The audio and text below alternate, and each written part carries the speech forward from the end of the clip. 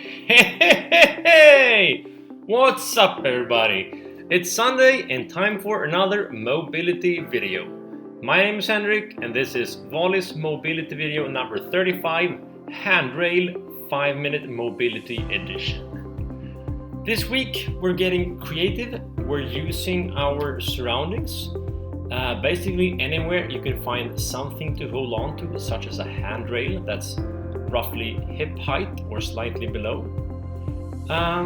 While you find one of these, you might do some mobility. First one is a simple drill called a handrail step over. You have most likely seen track and field athletes doing hurdle step overs. This is exactly the same. This is active hip mobility. You can find plenty variations. Externally rotating, internally rotating, straight knee, bent knee, side to side, doing any variation you want. You're getting good hip flexor work, plus you're mobilizing your hip capsule. Few of these do the trick. After this, you might also place your hands on the handrail. Any type of leaning variation will give you a good shoulder and lat stretch. You can do these anywhere, holding on to anything basically. You're in a safe, close chain movement. You can rotate, look to the side, bend. When you feel like you need the extra stretch, try and do a foot move to your side, really lengthening. This is my right hand side. By stepping back with my right foot, I'm bending, trying to find the good angles, getting the full right side of my body stretch. Pushing back my left foot, you can see I'm rotating mainly to the left to make my left lat as long as possible. I'm also kind of lengthening my hip flexor, and the more I bend, the more stiffness I'll find in my body, and I'm trying to opening them up bit by bit. You can also grab the bar or the handrail with a pronated grip. That means knuckles forward.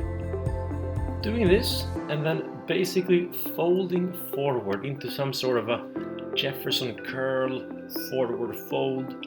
You'll feel the stretch in your spine, in your hamstrings, in your neck.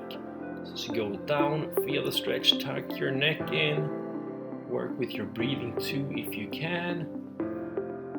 Hold on, sorry for the running dog, he's not dangerous. Just give your old master a kiss. While you're with the pronated grip, you might do some anterior, that is the front stretch. If you step into a lunge position and dip down, you will feel a good stretch in your biceps and in the front of your shoulders. As you're doing the lunge, also you're getting the good hip flexor stretch. Do this for those stiff bicep and shoulders. You can play around, shifting your weight side to side. Maybe try and rotate. It's important to keep a straight elbow and keep your shoulders back so you can feel the stretch mainly in your bicep and front shoulder. Some more variations. I call this semi-hanging position. I alternate between giving good hamstring, shoulder, back stretch into sitting down with an assisted squat. Great flow that really opens up the hips, pushing the knees out, hips forward, hips go back as far as I can, leading with my back, a few of those. After this, we're revisiting a classic. I elevate my rear foot into a Bulgarian split squat, which can also be known as a rear foot elevated split squat. Doing these dynamically while also trying to rotate away from said knee and lifting your arms overhead will create a longer front and really deepen the hip flexor and quadricep stretch. You're making this about lengthening not just one joint but many joints at a time, getting the most bang for your buck while you are stretching. 5 to 10 reps per leg, dynamically pumping up and down, raising your arms overhead, trying to get that side bend if you can. If you can do side bend plus rotation without losing balance, that's great. Okay team, time to wrap this up. We have one more bonus move for you. Use the hurdle or handrail to glide under COSSACK style.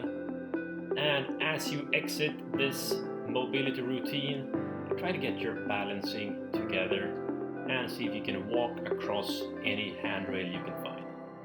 Okay, that's it for this week. Have a good one, guys. Stay tuned for next week.